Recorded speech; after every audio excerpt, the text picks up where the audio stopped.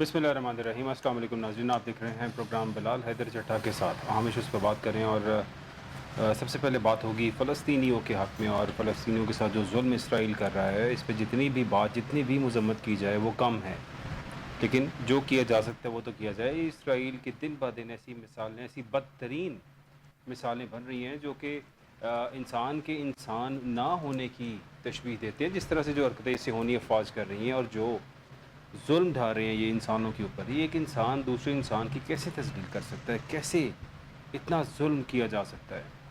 اگر سوچیں تو عام انسان کوئی بھی ایسی خوفناک ویڈیو یا کسی انسان کو مرتے ہوئے دیکھے تو اس کا دل دہل جاتا ہے۔ یہ کیسے بےحش لوگ ہیں؟ یہ کیسی نسل ہے ایسے ہونی افواج کی جو اس ظلم کو انجوائے کر رہے ہیں؟ اور آج کی ایک واقعہ آپ کو بتاؤں تو ایک بوڑھی عورت کے اوپر اسرائیلی فوج کی درندگی کی ایک مثال سناؤں تو اس نے اپنے کتے چھوڑ دیے اس بوڑھی خاتون کے اوپر، اور معمر فلسطینی خاتون بیچاری کیا کر سکتی تھی؟ کتے اس کو کاٹتے رہے اور یہ ظلم ہوتا رہا، اور یہ صہیونی فوج کے لوگ انجوائے کرتے رہے۔ ایسی کئی مثالیں بنیں گی۔ آخر یہ ختم کیوں نہیں ہوتا؟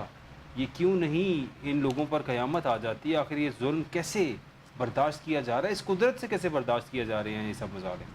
ہم مسلمان تو بے غیرتی کی نیند ہی سو رہے ہیں، ہم تو بے حس ہو چکے ہیں۔ ہمارے لیے یہ باتیں، ہم لوگ اتنے یوز ٹو ہو چکے ہیں ان تمام انسیڈنٹ سے کہ روزانہ ایک نئی اپڈیٹ آنے کے بعد اب ہمیں یہ چیزیں یوزول لگتی ہیں۔ ہم بڑا کیجول ہو چکے ہیں اس فلسطین کے معاملے کے اوپر۔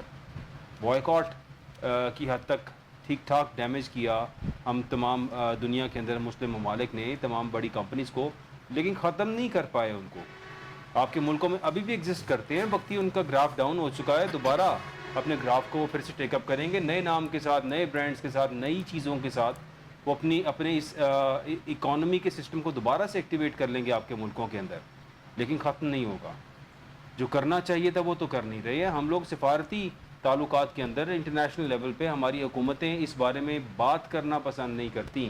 احتجاج کرنا الاؤڈ ہی نہیں ہے ہمارے ملک کے اندر۔ فلسطین کے جھنڈے پکڑ کے احتجاج کرنا، فلسطین کے حق میں کوئی ریلی نکالنا، کوئی نعرے بازی کرنا، ان چیزوں پہ پابندیاں لگائی جاتی ہیں یہاں پہ۔ کیا کر سکتے ہیں ہم ان فلسطینیوں کے لیے؟ اس پہ بات کریں گے۔ ڈاکٹر احسن محمود صاحب مجھے جوائن کر رہے ہیں۔ Thank you for being here sir. جی ڈاکٹر صاحب، فلسطین کے حق میں بات کرنے کے علاوہ تو ہمارے پاس کچھ نہیں ہے، لیکن کیا کوئی ایسا ہے کچھ جو آپ ایکسپیکٹ کریں کہ قوم کچھ کر سکے ان کے لیے؟ بسم اللہ الرحمن الرحیم۔ دیکھیں چٹا صاحب، آپ اسی پروگرام میں مارچ میں میرے ساتھ ایک بات کر رہے تھے فلسطین میں غزہ کے اوپر مظالم کے موضوع پر، اور آپ کو میں نے دعوے سے کہا تھا کہ آپ کچھ عرصہ گزرنے دیں اور ہم یہیں پر پروگرام کر رہے ہوں گے، اور صورتحال یہ ہوگی کہ اسرائیل کو بلینز آف ڈالرز کا نقصان اٹھانا پڑ جائے گا معاشی طور پر۔ اور چٹا صاحب الحمدللہ یہ آج ہو گیا ہے، جی اگرچہ کہ ابھی مسلم ممالک میں حکمرانوں کی سطح پر اس طرح کی ایک موٹیویشن کہیں بھی پورے امت مسلمہ دکھائی نہیں دی ہے، لیکن اس کے باوجود جو امت مسلمہ ہے مسلم ممالک میں، مڈل ایسٹ میں خاص طور پہ جو ممالک ہیں، وہاں عوام نے جو بڑے برانڈز ہیں اسرائیل کے، یہودیوں کے، ان کا بائیکاٹ کیا ہے۔ پاکستان میں لوگوں نے بائیکاٹ کیا ہے۔ یہ آپ بالکل بجا فرما رہے ہیں کہ ہمیں نعرے مارنے کی، احتجاج کرنے کی، جھنڈے لہرا کر کچھ مظاہرے کرنے کی اجازت اگرچہ نہیں ہے، لیکن ہمارے دل و دماغ کو گرما دیا گیا ہے۔ اس بندش نے، اس روک نے ہمارے عوام کے دل و دماغ میں غزہ کے زخموں کو زیادہ گہرائی سے متاثر کیا ہے، اور اس کا اثر یہ نکلا ہے کہ میں آپ کو یہ عرض کر رہا ہوں کہ جو یہاں اسرائیل کی کمپنیوں کے، خواہ وہ کولڈ ڈرنکس ہیں، ملک ہے، سرف ہے، کوئی فنڈامنٹل چیزیں ہیں، روزمرہ کی اشیاء ہے، گھی، تیل وغیرہ، جی تو اس کی خریداری پر 50% روک لگی ہے۔ 50% روک کا مطلب ہے کہ 50% آپ لاس میں گئے ہیں۔ اور اگر آپ یقین مانیں کہ اگر اسی جذبے اور ولولے سے یہ چیز کی جائے تو یہ کمپنیاں اس کو جاری، اس کی سیل کو نہیں رکھ سکیں گی، وہ دھڑم سے نیچے گر جائیں گی۔ اور یہ میں اسی پیس پہ اگر چلتا ہے بائیکاٹ، جو کہ ابھی ہاف ہارٹیڈ ہے، سارے لوگ اجتماعی طور پر نہیں کر رہے، یہ انفرادی دلوں کے فیصلے ہیں۔ جی چٹا صاحب جو یہ کر رہے ہیں، تو میں آپ کو گارنٹیڈ بات یہ کر رہا ہوں کہ اگر ہم زندہ رہے انشاءاللہ، اور اگست میں اگر ہم ایک پروگرام کر رہے ہوئے تو ان کا صفایا ہو چکا ہوگا۔ چٹا صاحب دوسری بات یہ میں آپ سے عرض کرنا چاہتا ہوں کہ یہ جو سرزمین ہے فلسطین، یہ حضرت یعقوب علیہ السلام، حضرت یوسف علیہ السلام، حضرت سلیمان علیہ السلام، حضرت داؤد علیہ السلام، حضرت عیسیٰ علیہ السلام یہاں پیدا ہوئے، یہ ان کی دھرتی ہے، ٹھیک، اور یہ بہت مقدس ہے مسلمانوں کے لیے بھی، یہ عیسائیوں کے لیے بھی مقدس ہے، اور یہودیوں کے لیے بھی یہ مقدس ہے۔ اور یہ ایک ایسی سرزمین ہے کہ جس پر ویسے تو دنیا بھر میں کہیں بھی ظلم کرنا درست نہیں، لیکن اس سرزمین پر کسی پر، خواہ وہ انسان تو کیا چوٹی کیوں نہ ہو، اس پر ظلم ڈھانے کا مطلب ہے کہ انبیاء کے گھر پر ظلم ڈھایا گیا۔ تو یہ بہت بڑا ایک گناہ کبیرہ ہے جو سرزد ہو رہا ہے۔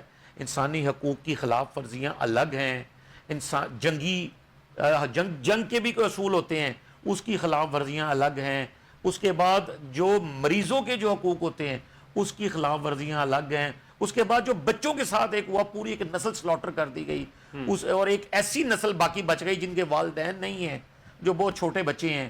تو یہ وہ مظالم ہے چٹا صاحب کہ جس کو 2024 کی تاریخ میں ایک خونی لکیر، خونی دبے، خونی نشان کے طور پر یاد رکھا جائے گا۔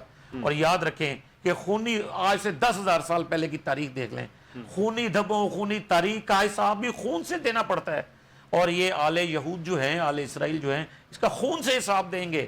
یہ ہم اگر دیکھ سکے تو دیکھ سکے، نہیں تو آپ سے بعد آنے والے لوگ دیکھیں گے کہ انہوں نے 2024 کے غزہ پر ان مظالم کا حساب، خون کے ایک قطرے کا حساب خون سے دیا ہے۔ یہ ہمارے دل کی بھی آواز ہے، اور یہ اللہ کا انشاءاللہ تعالی حکم بھی ایسے ہی ہوگا انشاءاللہ تعالی۔ اور میں آپ سے یہ عرض کرنا چاہتا ہوں کہ آج میں آپ کے چینل کے توسط سے اپنے ان معصوم بہن بھائیوں سے ایک گزارش کرنا چاہتا ہوں جو یہ سمجھتے ہیں کہ شاید جو مقامی طور پر اسرائیل کے برانڈز ہیں ان کا بائیکاٹ کرنے سے کچھ بھی نہیں ہوگا۔ نہیں، بالکل ہوگا۔ میں ان سے ملتمس ہوں کہ آج اگر یہ 3 سے 4 ماہ میں ان کا 50% گر گیا ہے تو آئندہ آنے والے چند ماہ میں ان کا 100% گر جائے گا۔ آپ دل جمعی سے کام لیں، آپ اس نتیجے پر غور کریں، آپ اتنے ہی رزلٹ کو بڑے خوشی سے محسوس کریں، اللہ کے ہاں شکر ادا کریں کہ ہم اگر ظلم کو اپنی ہاتھ سے نہیں روک سکتے تھے، زبان سے نہیں روک سکتے تھے، کم از کم اپنے خیال اور عمل سے تو روکا۔ تو آپ کے اختیار میں اتنا تو ہے نا کہ آپ اپنے دہن کی لذت کے لیے وہ قربانی مت دیں، آپ اپنے دہن کی لذت میں ان کو قربان مت کریں، ان شہادتوں کو، ان خونی لاشوں کو آپ نظر انداز نہ کریں، بلکہ آپ انہیں ان کی خاطر اتنا ضرور کریں کہ اس زبان کی لذت اور اس ہاتھ کی ضرورت پر قابو پائیں، اور ان برانڈز کا بائیکاٹ کریں، اور آپ کے ہاتھ کے سامنے، آپ کی نگاہ کے سامنے ہر وقت وہ منظر ہونے چاہیے کہ جب ایک بندے کے لیے وہ ایک میزائل برسایا گیا وہاں پر، اور نہتے مریضوں پر، بچوں پر وہاں پر ایٹمی میزائل برسائے گئے، اور ان کا جو شہر غزہ ہے اس کا صفائی ہستی سے نشان مٹا ڈالا گیا۔ تو کیا ہم ایک چھوٹا سا نشان جو اسرائیلی برانڈز کا ہے اس کو اپنے ارادے اور اپنی قوت اور اپنی نیت اور اپنی سچائی کے نیک نیتی کے بل بوتے پر مٹانے پر قادر نہیں ہے؟ تو یہ انشاءاللہ تعالی مجھے امید ہے چٹا صاحب کہ اس پیغام کے بعد جو وہ معصوم عوام اور لوگ جو اس چیز کو نہیں سمجھ رہے وہ سمجھیں گے، اور صدق دل سے جو ہے اللہ کی خوشنودی اور اس کے رسول صلی اللہ علیہ وآلہ وسلم کی خوشنودی کے لیے اور امت مسلمان میں ایک اخوت اور یکجہتی کے لیے میں امید کرتا ہوں کہ وہ ان برانڈز کا کھلے دل سے اور عقل مندی سے بائیکاٹ کریں گے۔ کیا جائے گا انشاءاللہ۔ اور I take a short break here, ناظرین stay with us, will be right back.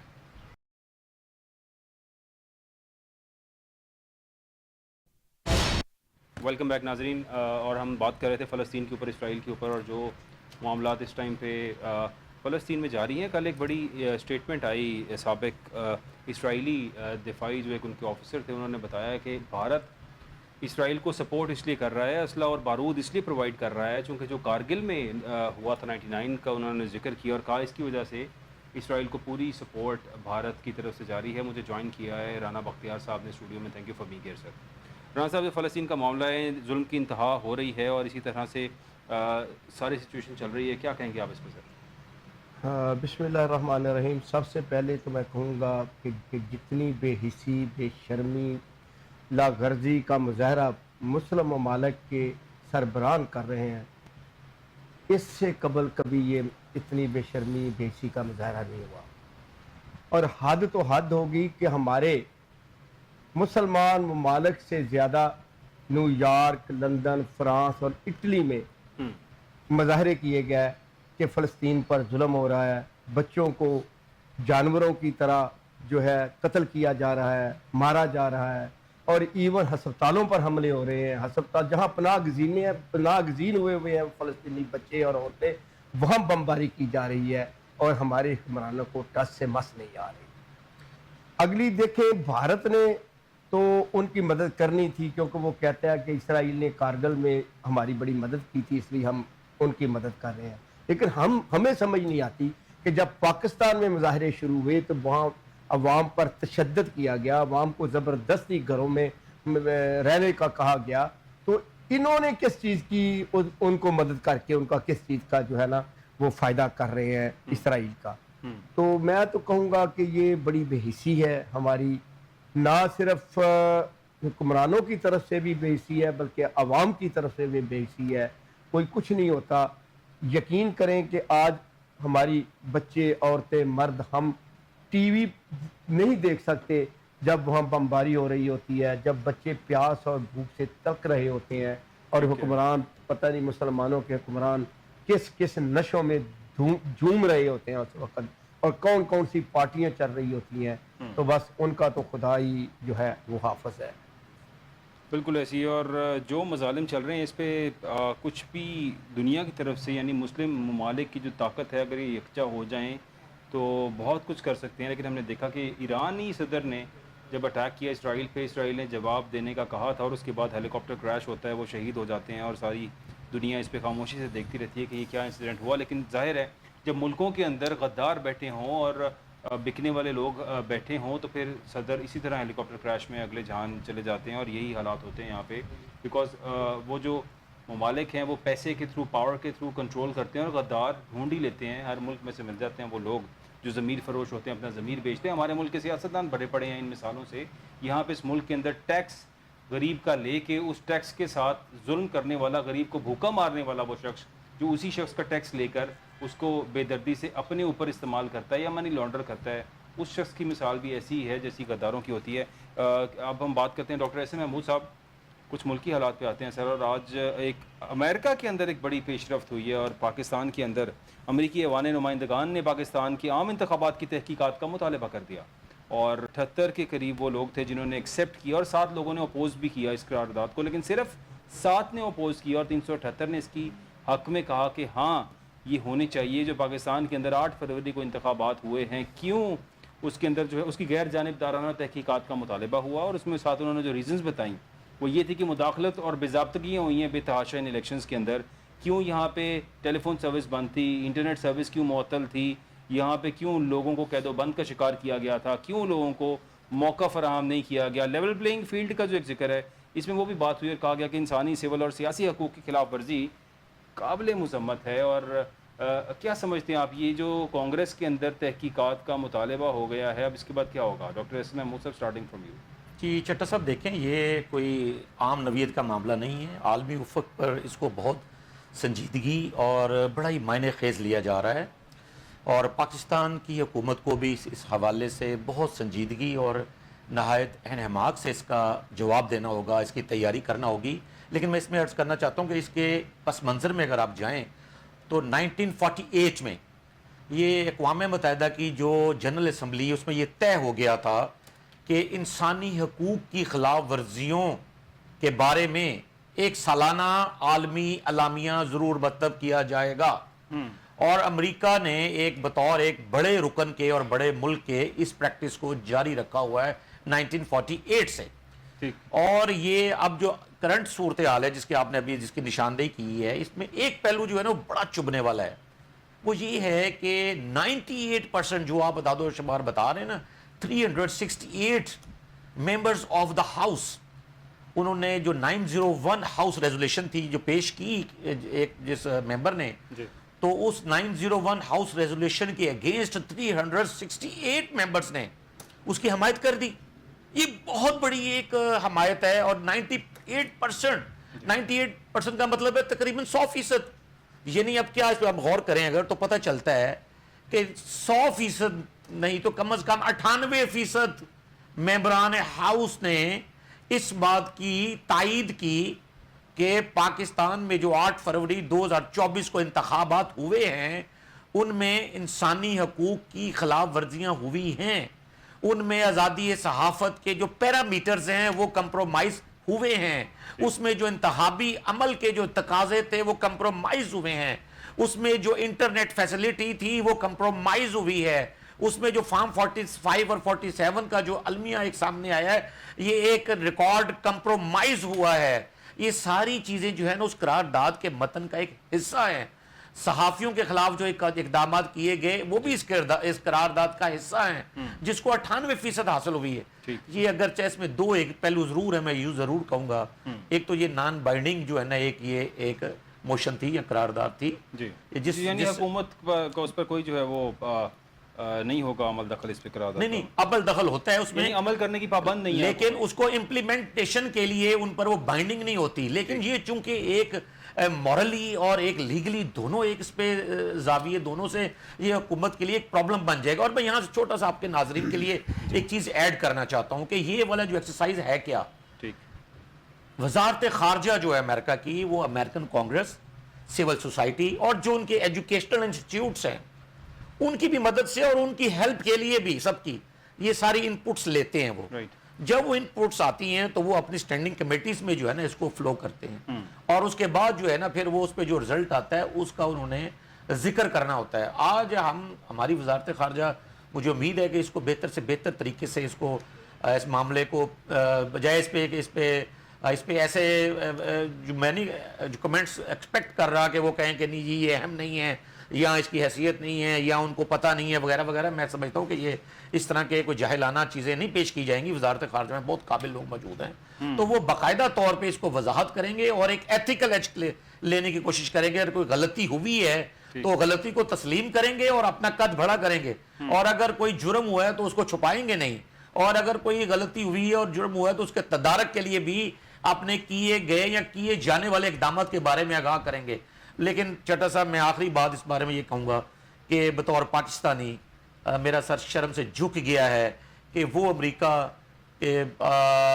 جس کو کوئی عام پاکستانی دل سے خاطر میں لانے کے لیے تیار نہیں ہے سوائے ان غداروں کے جو امریکہ کے پٹھوج کہلاتے ہیں، وہ ہمارے بارے میں یہ باتیں کہہ رہا ہے کہ جی یہاں پر یہ ہو گیا یہاں پر وہ ہو گیا، اور وہ ڈونلڈ لو کا جو ہے وہ ایک اس کا سائفر وہ بھول گیا، اسے نظر انداز کیا کہ انہوں نے اپنا کیا ان کا کردار تھا اور ان کی اپنی کیا سپورٹ یہاں کے پٹھوؤں کے ساتھ تھی، اس کو نظر انداز کر کے وہ کہہ رہے ہیں جی کہ ہمارے اداروں نے ایک ذمہ دارانہ رول یا روش اختیار نہیں کی قومی انتخابات میں، اور ان کو ایک طرح سے مشکوک قرار دے دیا۔ ہو سکتا ہے کہ امریکی جو ایوان نمائندگان ہیں وہ چاہتے ہیں تحقیقات ہو اور یہ بھی سامنے آئے کہ ڈونلڈ لو یا امریکہ انوالوڈ تھا کہ نہیں تھا اس سب کے اندر۔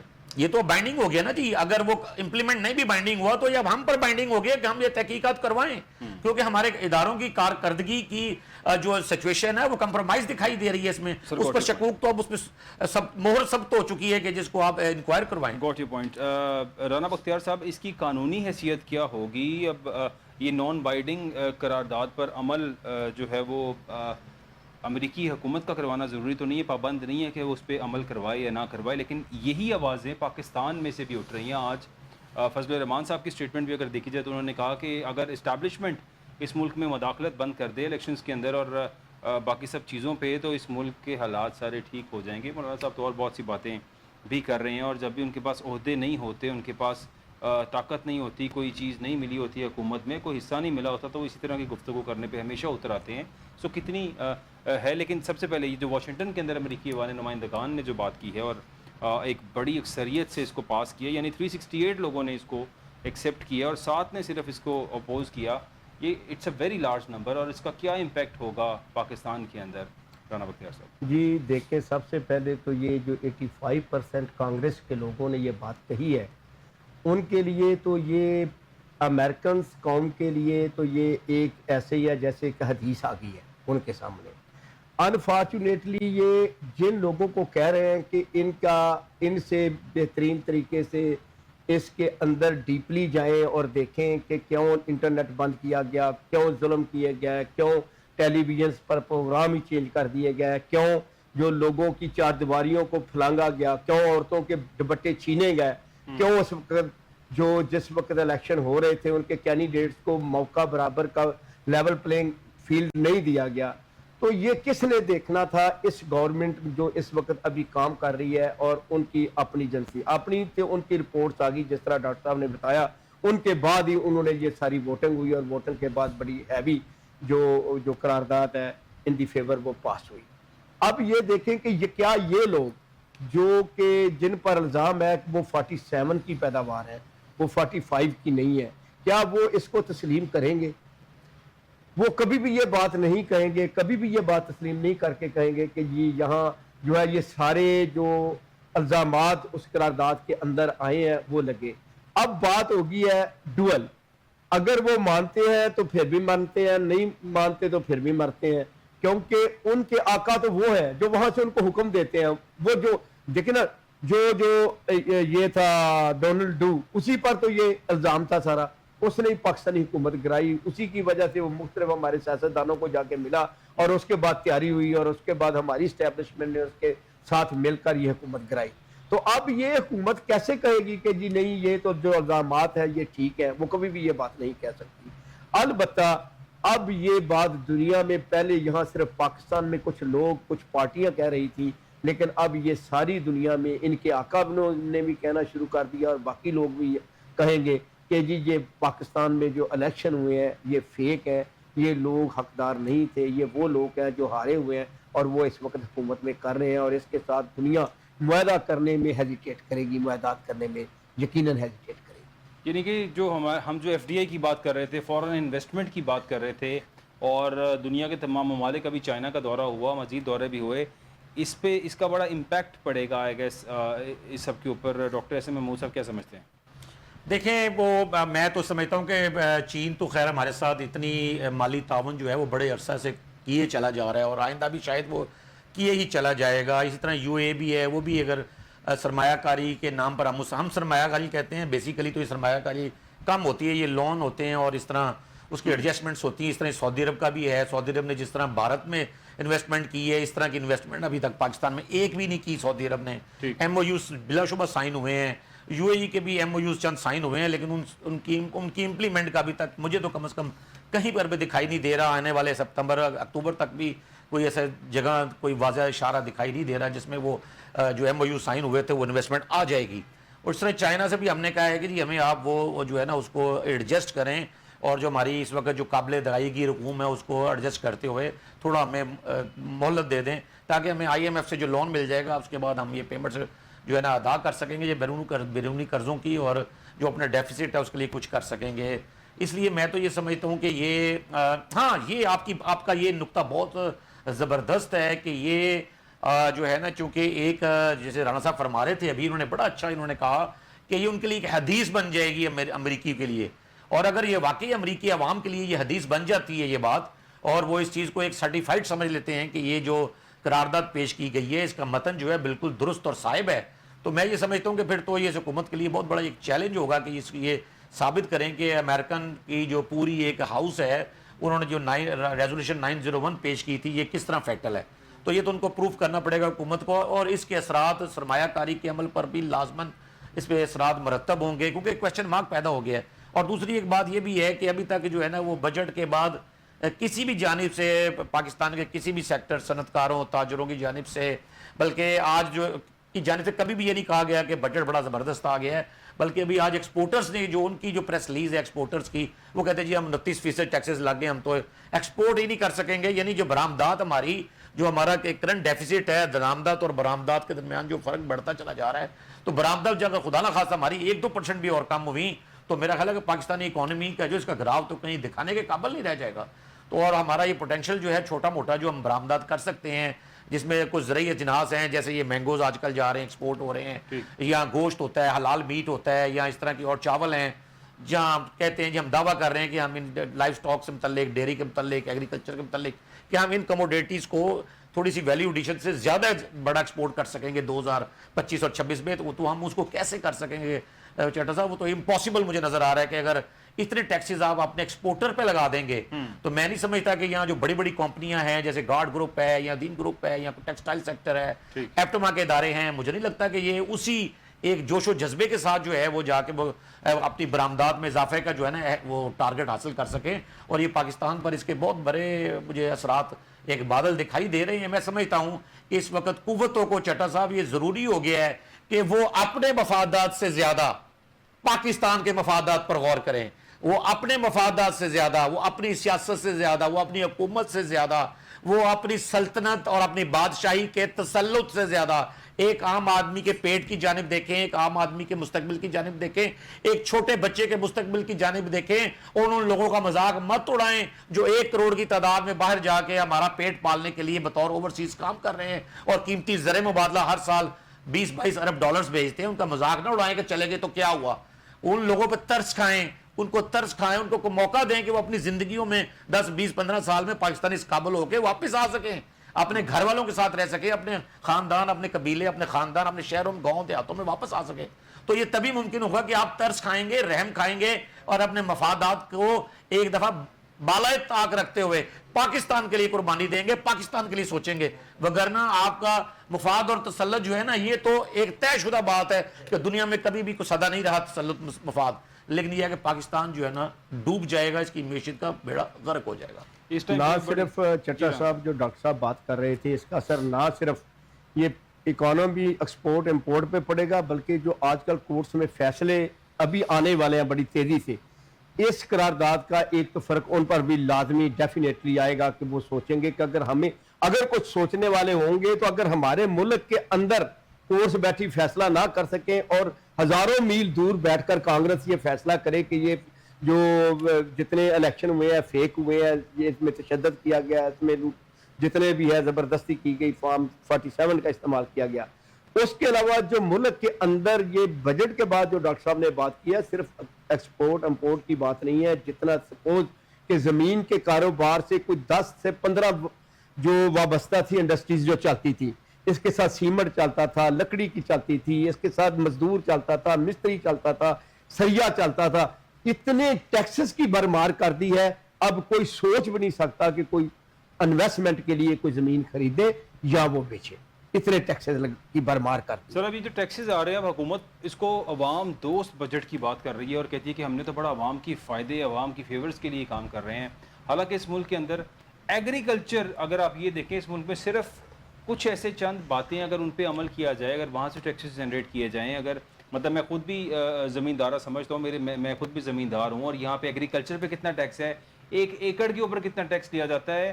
حیران ہو جائے گی دنیا سن کے کہ پاکستان ایگریکلچر کنٹری ہوتے ہیں, اور یہاں پہ ہمارے جتنے پارلیمنٹیرینز ہیں, ان سب لوگوں کے کئی سینکڑوں مربع زمین ہے ان کی, کیونکہ ان کو پتہ ہے کہ زمین پہ ایگریکلچر پہ ٹیکس نہیں ہے. اگر ایگریکلچر کے اوپر ٹیکس امپلیمنٹ کیا جائے, آپ ٹریلینز آف روپیز اپنے سالانہ بجٹ کے اندر ایڈ اپ کر سکتے ہیں صرف ایگریکلچر کے اوپر ایک نامنل سا ٹیکس ایڈ کر کے, جو کہ اگر ایک شخص کی کمائی 1 ایکڑ سے 3 لاکھ روپے ہے تو اس کو 5,000 یا 10,000 روپے سالانہ ٹیکس دیتے ہوئے پر ایکڑ کوئی تکلیف نہیں ہوگی. لیکن آج تک کبھی اس پہ ذکر نہیں ہوا, because it is grabbed by the mafias. یہ لوگ کبھی عوام دوست بجٹ نہیں دیں گے. عوام دوست بجٹ وہ ہوگا جس کو دیتے ہوئے ان کو تکلیف ہو رہی ہوگی. ڈاکٹر احسن صاحب کیا سمجھتے ہیں آپ؟ دیکھیں چٹا صاحب, اس کو یہ بہت آپ نے ایک امپورٹنٹ کویسچن جو کہ آج میں سمجھتا ہوں کہ آج کے وقت کی آواز ہے, یہ تقاضا ہے کہ ہم اس پہ بات کریں.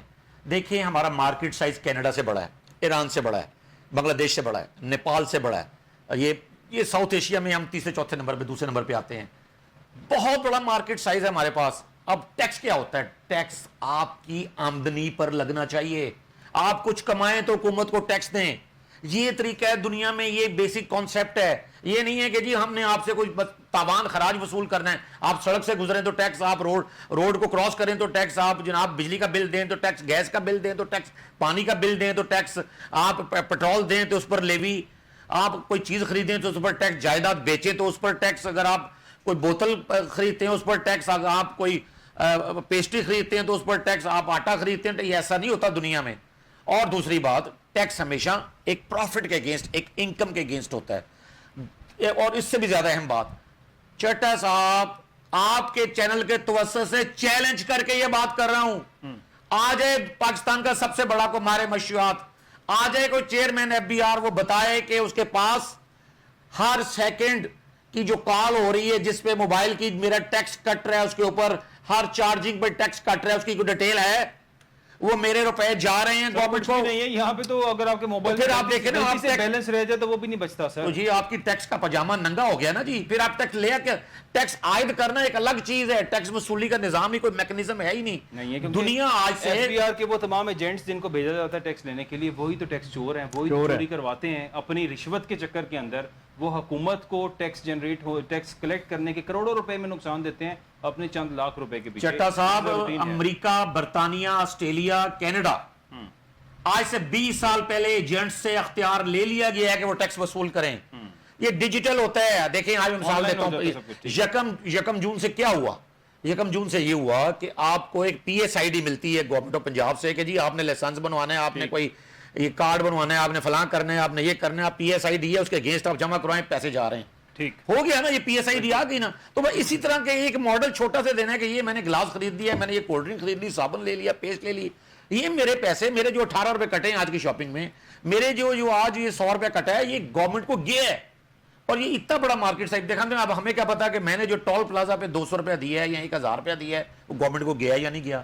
یہ پی ایس آئی ڈی پہ ہونا چاہیے. جب ہم کسی کے ہاتھ میں پکڑائیں گے تو ہاتھ اس میں سے کچھ نہ کچھ نکالے گا. تو ہمیں ہاتھوں کی ضرورت نہیں ہے, ہمیں پی ایس آئی ڈیز, ہمیں آئی ڈیز کی ضرورت ہے. اور یہ 150 روپے یہ 150 روپے کا سافٹ ویئر ہے چٹا صاحب اس وقت. آپ جن کو یہ کام, میرے جو لوگ آئی ٹی کے لوگ ہیں میری اس بات کو بخوبی سمجھ رہے ہوں گے. یہ ہماری نسل کو تو یہ باتیں نہیں پتا تھی, لیکن جو ہماری اگلی نسل ہے وہ اس تعلیمی طور پر اور آپ اس کے فہم میں یہ بالکل ہے کہ یہ 200 روپیہ دو تو یہ سافٹ ویئر آ جاتا ہے جس میں آپ وہ سارا کچھ یہ کلیکٹ کر سکتے ہیں. ایک آپ دیں گے اور اس پہ ٹرانسفر ہو جائے گا. جب یہ ہماری رقومات, ہمارے یہاں سارے جو ہمارے اوپر سیلز ٹیکس لگتے ہیں, جو ہم پر ٹیکسز عائد کرنے کی کوشش کی جا رہی ہے, ہمارا عام آدمی جو ادا کرتا ہے, جب یہ گورنمنٹ کو جانے لگ جائیں گے سرکار خزانہ میں براہ راست, اور درمیان میں کوئی ایف بی آر یا کوئی ادارہ نہیں ہوگا, یہ سیدھا خزانے میں جائیں گے تو آپ خزانے کا ٹول دیکھیں کہاں جاتا ہے, کس جگہ پر ہم پہنچ جائیں گے. But this is very unfortunate. اس طرف جو ہے نا کوئی بھی محنت کرنے کے لیے, کوئی بھی تگ و دو کرنے کے لیے, جدوجہد کرنے کے لیے تیار نہیں ہے. عوام ہے تو وہ کہتے ہیں جی یہ افسرشاہی کے اخراجات کم کیے جائیں, ڈیفنس بجٹ کم کیا جائے, یہ پارلیمنٹ جو ہے نا اپنا بجٹ کم کرے. پارلیمنٹ ہے تو وہ کہتی ہے جی کہ یہ عوام اپنا بجٹ کم کریں, ان کو یہ تاجروں سے لیا جائے, صنعت کاروں سے لیا جائے.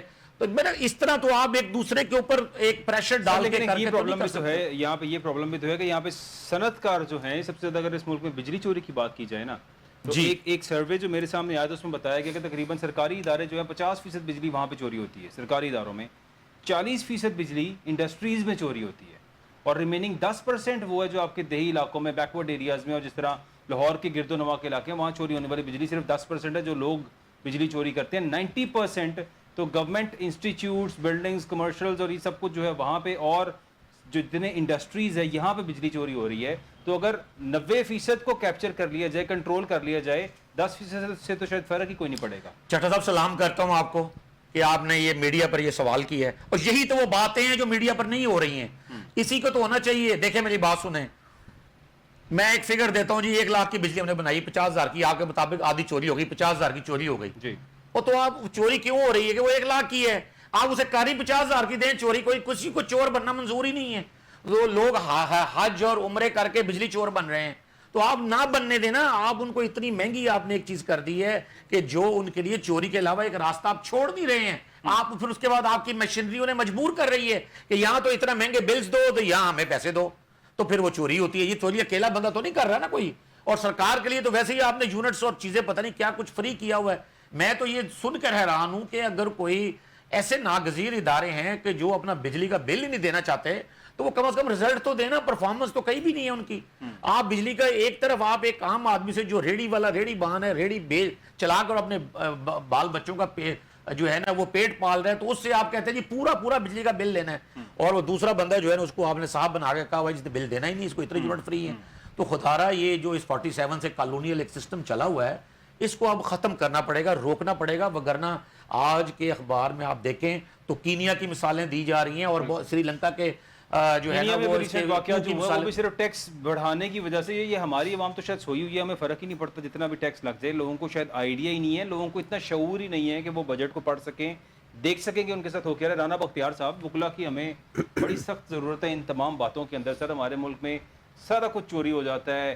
یہاں پہ ایف بی آر نے جو ٹیکس جنریٹ کرنا ہوتا ہے, اکٹھا کرنا ہوتا ہے, وہ لوگ خود ہی ان کے ایجنٹس ہی چوری کرواتے ہیں. یہاں پہ وابڈا کا لائن مین خود چوری کرواتا ہے اپنے چند جو ہے وہ لالچ رشوت کے چکر کے اندر. سیم سینیریو یہاں پہ ہر سرکاری ادارے کے اندر ہو رہا ہے. آپ جہاں مرضی چلے جائیں, ان سب چیزوں کو کیسے کنٹرول کر سکتے ہیں سر؟ کوئی پٹیشن مینو دسو, میں فائل کر دیا, کچھ تو بتائیں سر. میں آپ کو پہلی بات یہ کہوں کہ دیکھیں, میں اپنے سے اس کو لاگو کرتا ہوں. ہمارے ججز ہیں جی, ان کی لاکھوں تنخواہ ہے, تیل ان کا فری ہے, گارڈ یہ چلے بھی جائیں تو 10 ان کو گارڈ فری ملنے ہیں, ٹیلی فون ان کا فری ہے, بجلی ان کی فری ہے. کیوں؟ کیا یہ غریب ہے؟ کیا باقی معاشرے سے ان کی تنخواہیں کم ہیں؟ یہ زیادہ کام کرتے ہیں. ہمارا دنیا میں 128واں نمبر آتا ہے جوڈیشری کے اندر فیصلوں میں, اور سب سے بڑی وجہ میں ملک میں یہ کہوں گا, اگر جوڈیشری ٹھیک ہو, جوڈیشل سسٹم ٹھیک ہو, تو پورا پاکستان ٹھیک ہو سکتا ہے, وہ پورے پاکستان کی عوام ٹھیک ہو سکتی ہے. اب محکموں میں چلے جائیں, جو وابڈا کے افیسر ہیں وہ کہتے ہیں ہمارے اتنے یونٹ فری ہیں. وائے؟ وہ تنخواہ نہیں لے رہے. اگر وہ کام کرتے ہیں, بجلی پروڈیوس کرتے ہیں, اس میں محنت کرتے ہیں, تو اس کے لیے وہ اس کی تنخواہ لیتے ہیں, اس کی سیلری ہے, وہ کام کرتے ہیں. اب جو میٹر ریڈر ہے, پورے علاقے میں جتنی بجلی چوری ہوتی ہے, اس علاقے کا ایکسین, ایس ڈی او, اوپر سے نیچے میٹر ریڈر تک سب اس میں انوالو ہے. اسی طرح فیکٹریز میں جتنی بجلی چوری ہو رہی ہے, اس میں وہی محکمہ انوالو ہے. ٹیکس میں جتنی چوری ہو رہی ہے, گھروں کے ٹیکس لگے ہوئے ہیں, پلاٹوں پر ٹیکس لگے ہوئے ہیں, ٹیکس والے آتے ہیں کہتے ہیں جی اتنی ہمیں دے دو, اتنی چھوٹ, اتنا ہم جمع کرا دیں گے. وہ کیوں؟ بڑی خوبصورت بات کی ڈاکٹر صاحب نے. اگر سارے سسٹم کے ذریعے وہ ٹیکسز جمع ہو, آنیسٹلی جتنا ٹیکس ہم پہ, میں ابھی ایک ہوٹل میں کھانا کھا کے آیا ہوں, 2600 سم تھنگ میں ٹیکس صرف دے کے آیا ہوں. ٹھیک, کیا وارنٹی ہے اس کی کہ it will go to the government or not? کوئی نہیں ہے. اور وہ وہی, بلکہ جتنے ٹیکس لگتے ہیں اس کا فائدہ ٹیکس لینے والے کو, جو بیچ میں ہے, اور وصول کرنے والے, ان دونوں کو ہوتا ہے. نہ عوام کو ہوتا ہے, نہ حکومت کو یہ فائدہ ہوتا ہے. تو اسی طرح باقی محکموں میں بھی آپ دیکھیں, جہاں جہاں بڑے بڑے لوگ بیٹھے ہیں, ہماری آرمی کے لوگ ہیں, ہماری بیوروکریسی کے لوگ ہیں, ہماری جوڈیشری کے لوگ ہیں, یہ ساری زندگی مراعات لیتے ہیں, اور جاتے جاتے ان کی بجلی فری ہے, ان کا وابڈا فری ہے, ان کا ٹیلی فون فری ہے, ان کو تیل فری ہے, ان کو گاڑیاں فری ہیں. یار انہوں نے باقی لوگوں کی طرح انہوں نے بھی کام کیا, باقی لوگوں نے بھی کام کیا. ایک سمپل کوئی بندہ وابڈا سے ریٹائر ہوتا ہے, اس نے بھی کام کیا, اس نے اپنی ڈیوٹی کی. کیا اس کو آپ ہر بندے کو اس کے مطابق پھر دیں؟ اگر 17ویں گریڈ یا 22ویں گریڈ کا جو بندہ ہے, وہ اس کو ساری یہ فیسلٹی آپ دے رہے ہیں, تو اس کے 22ویں گریڈ کو بھی گن مین دو, اس کو بھی گاڑی دو, اس کو بھی نوکر دو. یار کچھ تقسیم کرو خدا کے واسطے. اس ملک کے ساتھ نہ وہ کھاڑ کرو جو اس کو تباہی اور بربادی کے راستے پر لے کے جا رہا ہے. کیونکہ اس ملک کے اشرافیہ اور اس ملک کے سیاست دان, پارلیمنٹیرینز جو ہیں, ان سب کو سب کچھ فری ہے, تو انہیں کیا فرق پڑے گا بجلی میں؟ چچا صاحب ہماری گندم, میں بھی ذمہ دار ہوں, یقین کریں لوگوں کے رو رہے ہیں لوگ. 2100 روپے پہ گندم آ گئی ہے, 4300 روپے سے. چیف منسٹر صاحبہ خوشیاں منا رہی تھی, اور باہر سے جو گندم آئی ہے اس میں 70 ارب کا سکینڈل آیا ہے. کسی نے قوم کو بتایا کہ وہ 70 ارب کا جو سکینڈل آیا, کس کو گرفتار کیا گیا ہے, کس کو پکڑا گیا ہے, کس کو سامنے گھسیٹا گیا ہے. تو ایک کرپشن, جو صبح ایک بیچارہ پٹواری 5000 لے لے گا, تو اس کو کہیں گے کہ جی ٹھیک ہے اس کو گرفتار کر لو, اور جو 5 کروڑ 5 ارب لے کے پھر رہا ہے, اس کو کوئی پوچھ نہیں رہا. وہ زیادہ باعزت ہے معاشرے میں. سر اس کو سلوٹ ماریں گے, عزت دیں گے اس کو کہ چودھری صاحب آئے ہیں. جی ڈاکٹر ایس ایم محمود صاحب, یہ تکلیف دہ باتیں تو ہے, لیکن یہ ریالٹیز ہیں یہاں پہ کہ ہمارے ان سیاستدانوں کو, اس اشرافیہ طبقے کو, ان مافیاز کو, کیونکہ یہ سب مافیاز ہیں جو اس ٹائم پہ ہمارے پارلیمنٹ کے اندر بیٹھے ہوئے ہیں, اور یہ سب لوگ ان سب کی پراپرٹیز چیک کریں, ان کی زمینیں چیک کریں, ان کے خاندان فیملیز کے اگر اثاثے دیکھ لیے جائیں تو حیران ہو جائے گی دنیا کے ایسے سیاستدان, اتنے امیر سیاستدان اس غریب ملک کے اندر کیسے رہ سکتے ہیں. اگر یہ ملک غریب ہے, اس میں ٹیکس اکٹھا نہیں ہوتا, تو یہ سیاستدان اربوں خربوں پتی کہاں سے ہو گئے؟ یہاں کے لیڈرز, یہاں کی جو 2 شریف فیملی اور زرداری فیملی کے پاس اتنا پیسہ کہاں سے آ گیا اگر ملک غریب ہے, اگر ملک کے پاس پیسہ نہیں ہے؟ تو ڈاکٹر ایس ایم محمود صاحب. چٹر صاحب دیکھیں, ہمیں ایک تو یہ پھر وہی بات میں کہوں گا جو ہمیشہ کہتا ہوں کہ ہمیں نظام بدلنا پڑے گا. پاکستان اس وقت جو ہے نا, پاکستان ہونے سے زیادہ مقدمستان ہونے کا نقشہ پیش کر رہا ہے. ہر جگہ ہر بات پر ایک ہی چیز سنائی دے رہی ہے, ہر ٹی وی پر خبر ایک ہی ہے, مقدمہ مقدمہ مقدمہ, ضمانت, ریمانڈ, یہ وہ. اور بھائی اس طرح ملک چلا کرتے ہیں. اور دوسرا ایک بات یہ ہے کہ پتہ نہیں کس نے ہمیں سکھا دیا ہے ہماری شرافیہ کو کہ اپنی مراد میں سے 1 انچ بھی پیچھے نہیں ہٹنا. ٹھیک, بھائی یہ، اور دوسرا یہ ریٹائرمنٹ کا کوئی تصور ہی نہیں ہے. ہر آدمی کہہ رہا ہے جی کہ میں نے ریٹائر ہی نہیں ہونا, میں نے 6 دفعہ وزیر اعظم بننا ہے, میں 3 دفعہ وزیر اعظم بن کے 4تھی دفعہ پھر وزیر اعظم بھی بنوں گا, میں 3 دفعہ وزیر اعلیٰ بن کے پھر وزیر اعلیٰ بن جاؤں گا, میں گورنر بن کے وزیر اعلیٰ بن کے پھر وزیر اعظم بھی بن جاؤں گا. بھائی پرفارمنس کے آپ کی, اگر آپ ہی پارٹیاں بدل کے چیزیں کر کے بار بار آپ سامنے آ رہے ہیں, اگر آپ کی پرفارمنس ہوتی کچھ تو آج 2024 میں دنیا کہاں جا رہی ہے, انڈیا کہاں نکل گیا. مجھے تو یہ زخم ہی کھایا جاتا ہے بطور بے وطن پاکستانی کہ وہ بھارت جس کو ہم ہندو کافر اور بت پرست اور پتہ نہیں کیا کچھ سمجھتے ہیں, وہ اس کے بعد 586 ارب ڈالرز, اور ہم 1 ارب ڈالر کے لیے IMF کو کہہ رہے ہیں جناب پلیز آپ مہربانی فرمائیں. یہ کیا ہو رہا ہے چٹا صاحب, یہ کون اس کا رسپانسیبل ہے؟ یہ کبھی ہو سکتا ہے کہ اختیارات تو سارے بطور حکمران میرے ہوں گے, ذمہ داریاں میری کوئی بھی نہیں ہوں گی. اس کی ذمہ داری قبول کریں نا, فکس کریں اس کی کسی کے اوپر, جیسے وہ فرما رہے ہیں ابھی رانا صاحب کو جی 70 ارب کی وہ کرپشن ہے گندم میں, تو فکس کریں نا, کہاں سے آئی؟ چاہے وہ نگران گورنمنٹ تھی, چاہے یہ والی ہے, چاہے وہ کاکڑ صاحب تھے, وہ ان کو کہہ رہے ہیں جی آپ کے وہ جو ہے نا یہ گندم سکینڈل ہے, وہ کہہ رہے جی میں آپ کے فارم 47 کا میں آپ کا نکال دوں گا, بید کھول دوں گا. یہ کیا ہو رہا ہے؟